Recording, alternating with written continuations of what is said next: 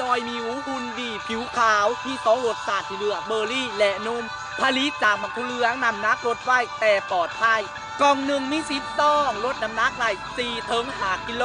บ่เห็นตนมินดีคืนเงินสวยบล็อกแป้งน้ำตาลไขมันส่วนผสมจากนุ่ม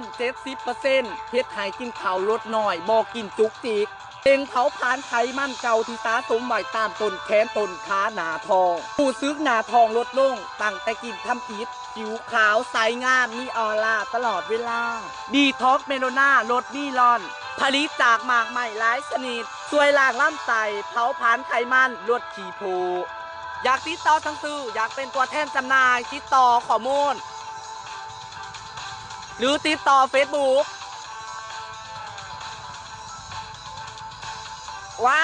ลืมบอกวิธีกินตัวนี้กินตอนเช้าส่งใส่น้ำอุ่นตัวนี้กินตอนนอนและทานสามารถที่ตามเขาได้ที่ www.vet.com นรก .com และทานสามารถส่ง SMS มาหัวมีเกมกับเขาได้ที่212 224 236 และ 248สำหรับวันนี้ข้าพเจ้าสมภกุมในพยุมละมาขอกล่าวคำว่าสบายดี